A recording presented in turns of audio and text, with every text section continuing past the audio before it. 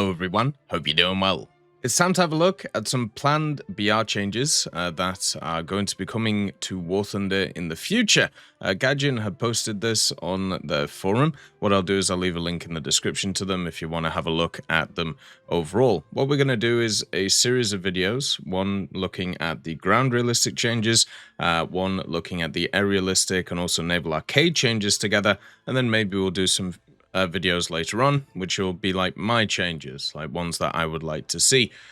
Basically, when it comes to War Thunder over the last few weeks, it's been pretty busy since, at least personally, I've been doing like all the Twitch drop stuff and everything like that. So sorry if like the editing and stuff like that hasn't been up to standard, but it will be back to normal basically starting next week. So sorry about that, but you know, it's been a pretty busy period doing all of the long streams. So let's get into the BR changes. Let's see what's kind of going on and discuss them. The ground ones in general, I think, are overall pretty positive. There isn't many that I look at and go, nah, it doesn't really make a lot of sense. But, you know, we'll go through them and kind of talk about them. So the first thing is, if you do enjoy the content, make sure to subscribe and also like the video. Let's get into it.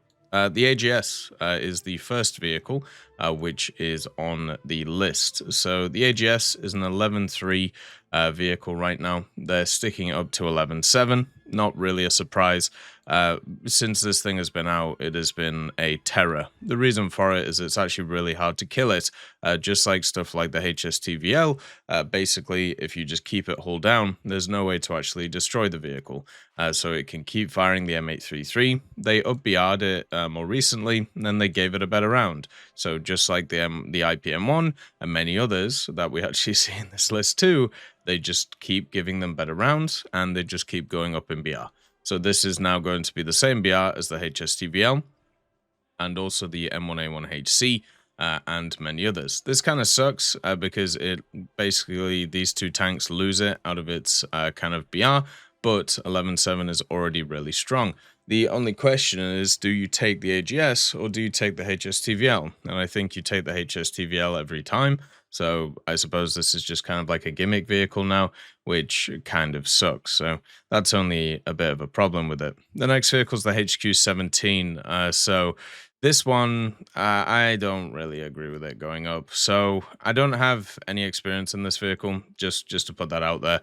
The difference between the HQ17 and the Tor-M1, which is the vehicle that I play, which I've been playing with China at 11.0, is the missile. So the 9M331. But all of the other characteristics are basically exactly the same.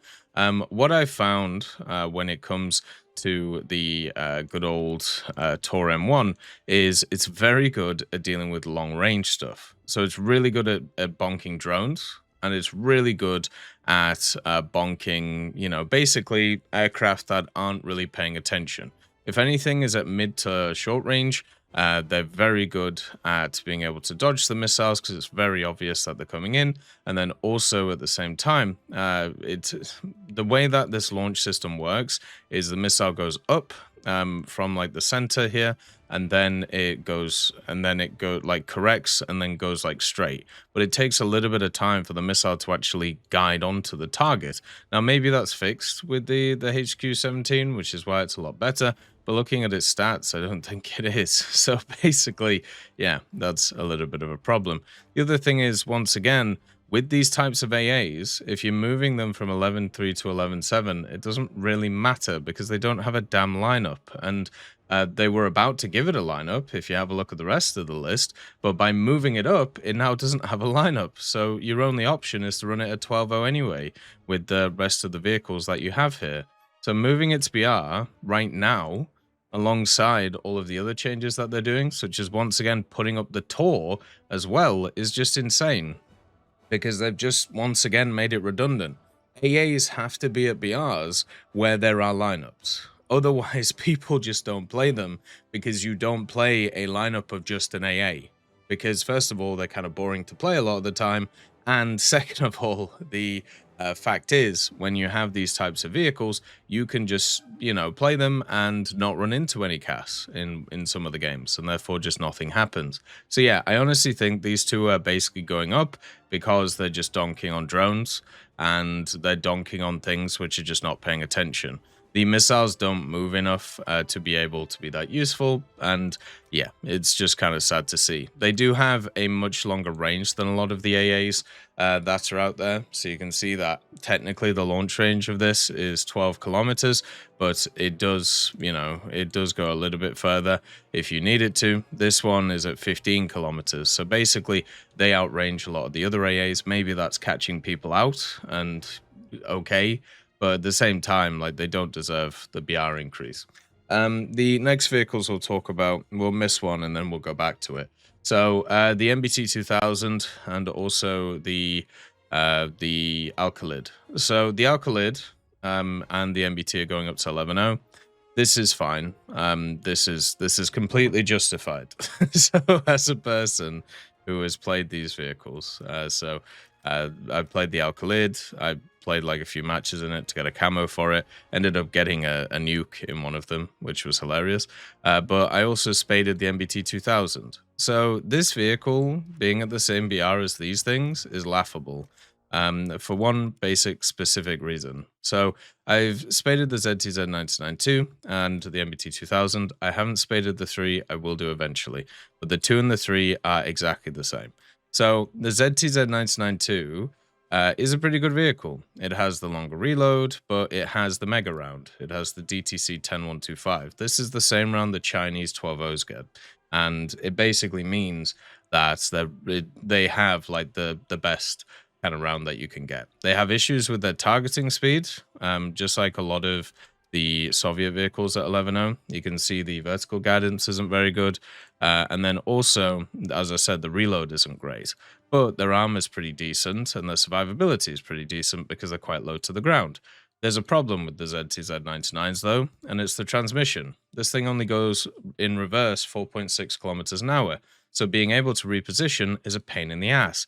And guess what? The MBT 2000 fixes that, and it now has a really good reverse gear. So what this means is you can actually reposition so much better in this vehicle compared to the ZTZ992. And you still have the mega round, you have the thermals, you have the smoke grenades, you have all of the other stuff. The only thing you don't get is you don't get the LWS, you only get the laser rangefinder, which, to be honest, is quite a large upgrade compared to it. But this transmission just makes this thing so much easier to play.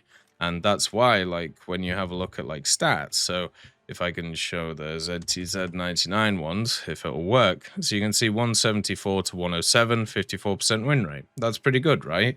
Especially for somebody who doesn't particularly like these types of vehicles. If you have a look at the MBT 2000, 253 to 99, nearly 60% win rate. So that's the difference, right? Just the fact that you have so much more mobility accessible to you means it's easier to reposition. And against a lot of these like crazy vehicles running around, like the NATO vehicles at the moment with their really good targeting speeds, makes a huge difference. So seeing the MBT 2000 and the Al-Khalid going up, not a surprise at all. I'm completely fine with it. They're both really, really good vehicles. One that shouldn't go up is the VT5. They're basically moving up all of these goddamn 11.0s. I recently spaded the VT5. As you can see, we have the Daki Makura.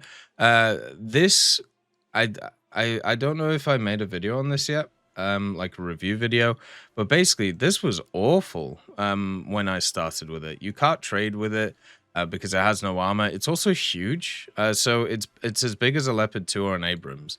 Like, you can compare it in size, right? Just by like clicking on them, you can see how much bigger this thing is. And it has no armor, it has no survivability, it has a fully modeled interior, which means whenever you get shot, you basically always take ridiculous damage. It only starts getting good when you get all of the stuff on it, like all of the modifications. And it still has like certain issues in certain areas, and it's still big, and you still can't ever trade with other vehicles. You have to wait for an ally to be able to come from. So it's like a light MBT, with scouting. And the scouting is nice. And obviously, you know, recently they've talked about the fact that they are still keeping the scout mechanic as what it is. And you can see here, like the stats on it eventually were quite good, but we're still not having as much of an impact as stuff like the MBT 2000. So I'm a little bit worried about this vehicle going up because its stock grind was terrible.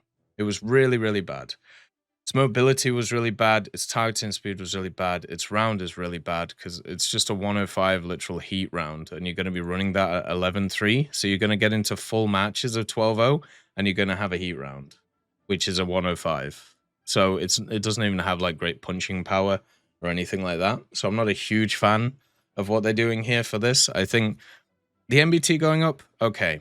You know, the Tor going up, I get probably why they're doing it. It shouldn't happen. The VT5 going up, no. This is a vehicle that needs those like BR changes that we've talked about, where what you do is when it's stock, it's like a lower BR, then when it's spaded, it has a higher BR. It needs like a variable BR based on how much it's modified, because this should not be that, okay?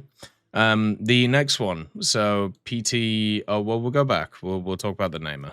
Okay, so I've tried to make the namers work. And once again, these are like vehicles that I've been playing quite a lot. We ended up spading the Merkava Mk.3s, the B and the C together. So I decided to try and play the tricks on for a bit. I played the namer for a bit. Maybe when it's like spaded, it's a lot better.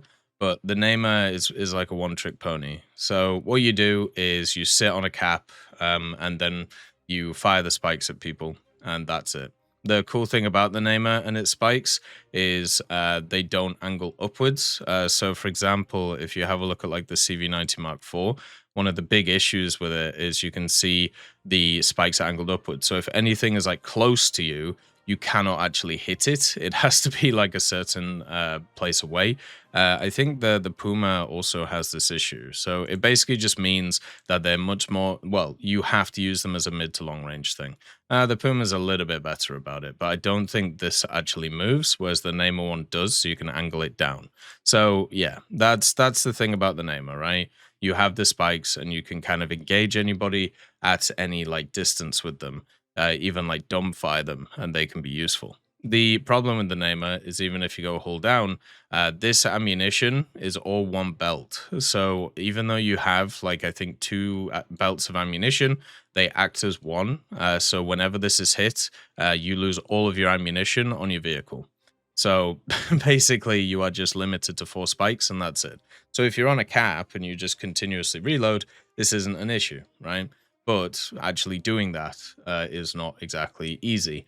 And the thing that really annoys me about the Namer is not actually about the Namer 30. They could put it up in BR because at the end of the day, you run it at 11.3 anyway, because that's where the lineup is. Once again, it's on an island, it's useless. So at 11.3, it's not on an island, so I suppose you play it. The problem I have is now it's the same BR as the Trixon. And the only reason it's at the same BR as the Trixon is because the Trixon doesn't work. And this is something that I also run into. This active protection system on the Trixon doesn't work. It just does it. The trophy system has been bugged for ages. So now you have a vehicle that is at the same BR as this, which by the way, this thing has terrible targeting speed, okay? So I'll show you what I mean. This thing, it also has the spikes pointing upwards, so you can't hit stuff from areas. But have a look at the hit markers on this, right? So this is a toe that's coming in. Do you see how it damaged me? You see track damage, suspension damaged? So these things are actually hitting me, right? And there's the ammo. And you can see it's using charges. So it's firing the charges off in order to deal with it, but it's still doing damage to you. So the only reason the Trixon and the Namer, the other Namer, are at the same BR now is because this is not working. The only other difference between them is the turret, the way that the spikes are angled, and also this has three belts of ammo. But once again, they're all in the turret. So once you get shot, guess what? you lose all of your ammo. So the name of 30 and this being at the same BR is a bit ridiculous, but that's just because this doesn't work. And they haven't fixed it. There's been a bug report about the trophy APS for a long time, like maybe like 7 or 8 months, and nothing's happened. So yeah, that's a problem. Okay, that's definitely an issue. So hopefully they can fix it. But the name of going up, it's annoying because it has a bunch of problems with it in terms of like how the ammo cooks off and all of these different things. But it's super survivable because you can go hold down, and if you're on a cap, you're basically indestructible. So I understand why it's going up, and at the same time, it has a lineup now, so it doesn't really matter. You were going to run it at this lineup anyway. It's not like anybody's solo carrying games at 11-0 in something like a Namer. Next vehicles. So the PT goes up again. Good. Basically, the PT16 T14 is going up. If you don't know what this vehicle is, this is a event vehicle that they added in for Germany. Basically, it's a prototype Leopard 2, which has access to an autoloader, which gives it a 4-second reload. Even though it only has DM23, 4-second reload's pretty good. It also only has a rangefinder, so it doesn't have a laser rangefinder, also doesn't have smokes. So if you play this vehicle hyper aggressive, which obviously most people do, the optics on it are also very good when it comes to the gun. And if you miss a shot, guess what? You only have to wait 4 seconds, where everybody else is sat around 6 seconds or 5 seconds. And yeah, it's really, really nice. The other thing that this vehicle for some reason doesn't have yet is it doesn't have its turret basket put in. No idea why. All of the other Leopards got it, but this one didn't. So that's also another thing that basically just makes it a lot better. You can shoot through it just like the Type 90 and the Type 10. By the way, Type 90 and Type 10 escaped this list. Interesting. But yeah, so this going up, not a surprise. Autoloaders are really good. And especially ones that you can't harm, which is basically what you're seeing there. The next vehicle is the MSC, so the Leclerc. We talked about this vehicle when it came out. It was always going to go up. I don't know what else to say. This vehicle is a monster. The limiting factor is the round, and the round is good enough. so it going up should not be a surprise. This is just a Leclerc at 10.7. Like, it has the engine of it, it has the armor of it, it has, you know, the laser rangefinder, it has the thermals, it has the smokes. It just has a 10.0 round. And as we've, you know, talked about many times, these types of vehicles always do really, really well, even if they have, like, you know, pretty bum rounds. I suppose it also has a slightly worse reload, but it's still fine, like, for what it is. And also, since your armor's super tanky, like, it's not too surprising. We already made a review on this. I said it should have gone up. I said it should have gone up before it came out, and you can see here why. You know, a 3-1, 66% win rate. This was literally like a week or two ago. Like, we did it during the Twitch drops, and it was just a monster. Like, you know, running it with the Leopard 2A4 just felt really good. There's nothing really else to say. Talking about monsters, but this is like a negative monster. This one is like one that haunts me forever. The Sabra is going up in VR. Why? Who knows? But obviously, people are annihilating others in the Sabra. The Sabra is not good. I know people keep saying it's good, and I know if you have a look at my stats, it's very similar to the MSC, right? So, it must be exactly the same. No, because I in those games was getting run over, and basically the difference. So this is actually a really good lesson. The MSC stats that you saw right there, they are an offensive stat. So I am pushing through the enemy, and I am like causing a ruckus.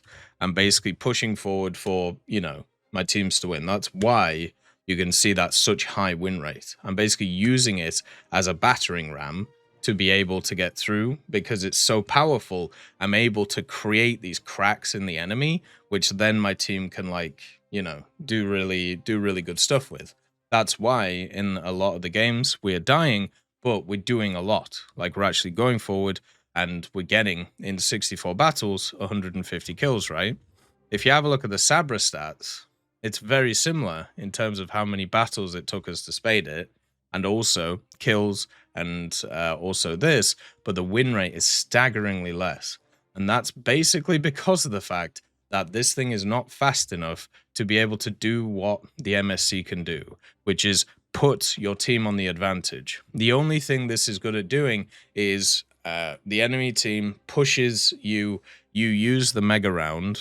Basically, you use the M322 that it gets at rank 2, and you use this to be able to try and stop the horde hitting you and then counterattack, right?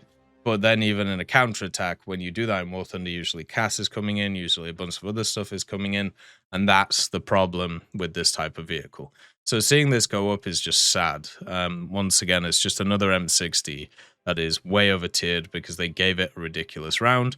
The thing is, it was also on an island before, unless you had the premium, the Merkava Mk.2D. It's going to continue being on an island with the Merkava Mk.2D because they're also pushing this thing up, which is kind of funny.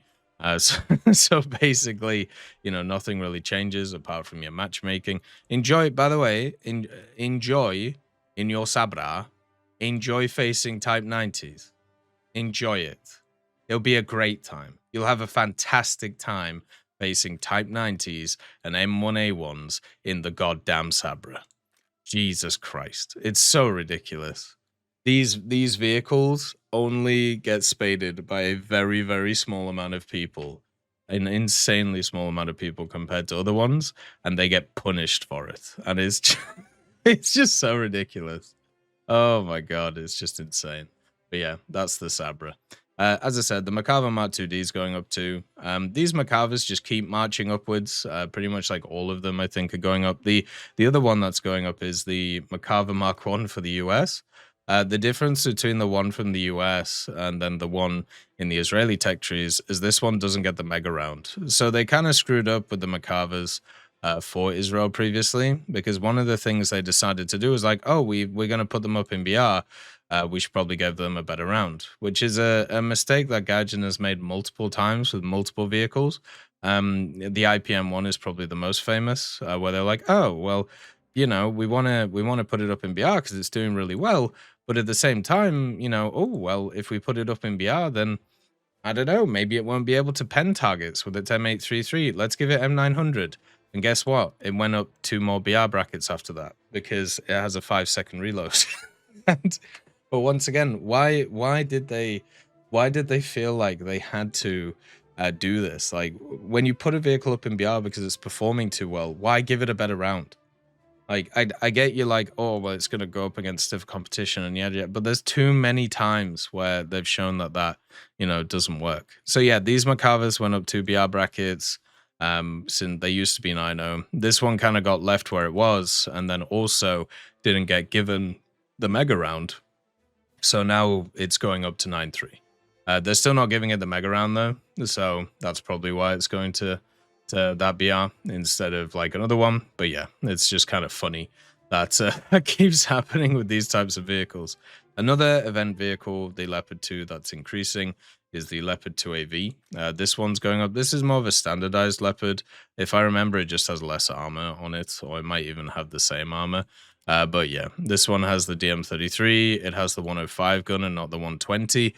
So that's why it's basically lower BR, but it's still a Leopard. It still has the 1500 horsepower engine. It still has pretty decent armor. It's still very mobile. So it's not really too surprising that people were using this thing, especially with how prevalent the 9.3 BR was for Germany. You could get downed a lot in this thing and then just kind of hammer time. So seeing this go up, no surprise at all. Like, it's a solid vehicle and should be one of those which I think a lot of people will enjoy for like many times to come. The other kind of interesting thing about it, even though it has a 105, it has a better reload than the standard 105.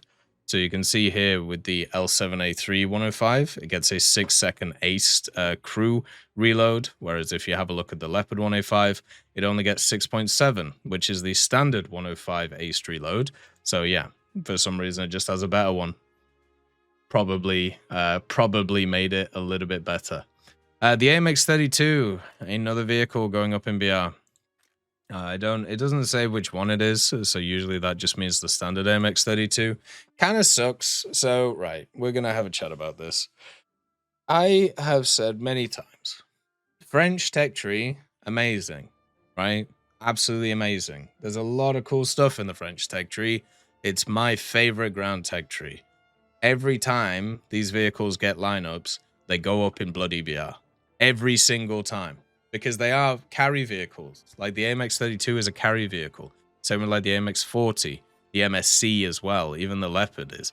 All of these vehicles are solo carries. So once you give them a lineup to be able to fall back on, they're monsters. Like they're absolute monsters to be able to play. And the AMX-32 is no different. So they added in the AMX-32 105, they added in the VBCI, the Santal is obviously there, you have the AMX-30 Super, like you have a lineup now. And yeah, guess what? The best part of that lineup, the AMX-32, goes up in BR. But by the way, this has the same round as the Leclerc, I think, which is just really funny to think about.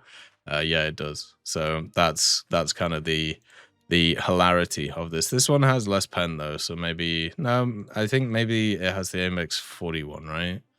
No, that's weird. So the Leclerc round is the same, but it has different penetration values. Huh, interesting. I thought it was just a copy. But the AMX-32 going up to 9.7. Once again, it's fine, I suppose. You do have the Roland, which is terrible. You do have the CV9-35. Which is also pretty bad. And you have the VBCI, so you still kind of have a lineup. It's not going to be as strong as it was before, but it was also really, really strong. So, you know, it's not too surprising. Italy 9.3 continues to be screwed with. Not a surprise at all. Italy 9.3 is very, very good. And basically, you just have this mega lineup. You have the VBC, you have the T72, you have the OF40s, you have the Leopard 105, you have the VCC 8060, you have the Centauro. You just have this mega lineup, right? But you have the VBC PT2. Now, a lot of people will look at this and they'll be like, why is this going up in BR? It is just a fat vehicle with a 25mm Oerlikon on it. Well, this 25mm Oerlikon has access to this PMB 090 round. This round, the only thing it struggles against in terms of like penning through it, especially with the mobility of this thing, is T80s. T80s on the side of them have about 100mm worth of armor. So the 25mm, that's the big difference, by the way, between a 25mm and a 30mm in terms of what you can and can't pen. So in full up tiers, when you face the T80UD, you cannot pen it from the side, whereas a 30mm can. That's why stuff like the Desert Warrior is really annoying, because you have this low fire rate and you shoot something in the side and it doesn't do any damage. But with the VBCI, you have a rapid fire rate on this gun. Like it's very good, and also very good targeting speed, which means that you can pen through pretty much everything. Even if you cock up a shot, you can just brrr, and then just kind of laze it with what you have. Since this thing has extreme mobility, and also it has so much space in it, a lot of people just shoot it and it doesn't die, because it doesn't have its updated it doesn't have its updated setup like a lot of other vehicles. So of course it's going to go up in BR. Once again, there's an interesting thing if you have a look at a lot of these vehicles, and you know, the correlations that they kind of show. But basically, yeah, the VBC is a fantastic second spawn. It's one of the best actually in the game, because it has the multi-role of using the gun and the mobility, being able to get caps, being able to flank and just go ham on people, play very aggressive, and then also go after Cass. So it's really, really nice at that. And that's why, you know, it's really good to see it kind of go up. It'll still have a lineup and it'll still be positive. You know, you have the Centauro 105 right here. You have the Mistral, which is a bit of a joke, but you also have the VRCC, and you can just run the 9.3s with it too. I wouldn't be surprised if more of this lineup goes up in BR at some point. The VCC 8060 is also very good. But yeah, it just kind of gets forgotten about. Let's talk about another vehicle that is once again being completely maligned because it's British. We have a bit of a meme when it comes to the channel about British vehicles. British vehicles just get up-BR'd all the time, and compared to like all the stuff that is around, probably shouldn't be up-BR'd, but they always are because British players just seem to be superior. BFM5 is a great example of this. This is not a good vehicle. It's good at very, very specific things, and if you can use it in that way, I suppose it works really well. It has the DM33, which is nice. It obviously has scouting, it has the laser rangefinder, it has all of these different things. It has the smokes to reposition, it doesn't have any armor, it doesn't have any survivability, and also its reverse isn't actually that good, and its targeting speed is also not great, even with the stabilizer. So if you compare this to a lot of other 9.3 vehicles, like the VBC, like the Begleitpanzer, which is going up, and like a lot of the other ones that are in this bracket, it doesn't actually match up to them at all. It's actually kind of worse than all of them, but it just continues to go up in BR. Because, I don't know, it's British, I suppose. But now, once again, thanks to it going up in BR, you'll have a lineup of the Rapier. That's it. You won't have anything else. You won't be able to run it with, you know, the Chieftain, really. That thing's awful in an up tier. The Badger, which, I mean, this thing not going down in BR, by the way. What are we doing? You can't run it with these because they're at 9.3, and the Oliphant is once again horrific in an up tier. So yeah, they're just sticking it on an island with the Rapier and hoping for the best. And that just kind of makes me sad. Very, very unfortunate. Something that doesn't make me sad, though, the Begleitpanzer finally going up. This thing is a menace, and right. This vehicle is the vehicle I get gaslit about, I think, the most in War Thunder. People telling me this thing isn't good when it is the most broken, annoying vehicle to face in the game. It has a stabilized, high targeting speed, but this has top tier MBT NATO targeting speed. So if you cock up a shot on it, you are done. You are finished, right? It has that. It has a 57mm that has a dual feed, basically, so you can swap around super quickly. It has good penetration in order to be able to get through any weak spot it can face. It has the tow to back it up to if you are really struggling to pen with the AP. And then also it has HEVT, so it can just knock planes out of the air too. And also, for some reason, even though it's like this weird auto-loaded vehicle with a very low turret, it has insane vertical guidance. Like, insane vertical guidance. So this vehicle is just great. It's insane. It's amazing. And if you have a look at the German lineup at 9.3, it's stacked. You have the 1A5, you have the KPZ, the M48 Super, the Begleit, the T72 M1, and then also you have the CAS support you can bring along. You also have the TAM, which is low BR, even though it shouldn't be. You have the L44, you have the TAM2IP, you have the C2A1. It's insane. This BR range is nuts. And the king of it is the Begleitpanzer.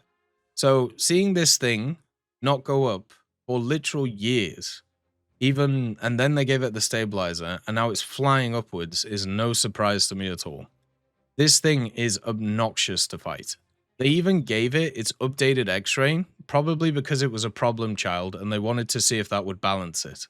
And guess what? It didn't. Because the issue with the Begleit isn't the fact that you can't do damage to it. It is the fact that if you screw up in any way, you are pelted to death with just insanity. And also, at the same time, it has a ridiculous targeting speed, meaning that you can just bonk a donk, donk, donk, and just keep going.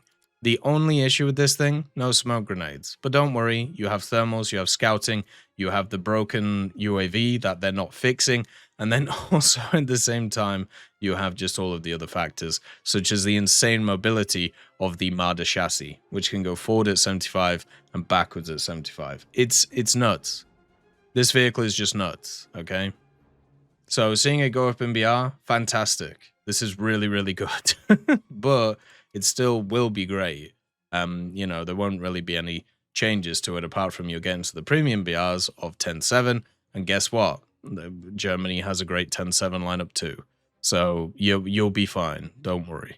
It just means it'll stay away from the 8.3 bracket, which is dominated by another vehicle that should go up in the German tech tree, by the way, which is the Term 3. So, and is also a premium. I would actually class this as a pay-to-win premium. This one is also a pay-to-win premium, but the Term 3 is so good right now that nobody even thinks about the Clovis. But yeah, both of these, just nuts. So yeah, the Begleit going up, needed. It was needed a long time ago. And the fact that it's happening is very, very positive.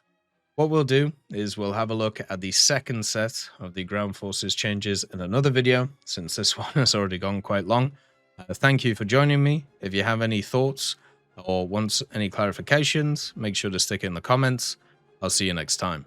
I'd just like to thank GMG Smiley, CD Beans, Chieftain Mike, EMN3 Galaxy, Tulio Pontecorvo, Brendan Quinn, Carrion Crow, Gus Irenicus, Pyman, Wartinder, Teddy, Daniel Stanton, Martinez, B. Young, Ozzy Panzer, Alan Hacker, Liam Shear, Opium Prime, Lafouche, Sem, Aslan, Uncle Bean, and Derek R. for supporting the channel.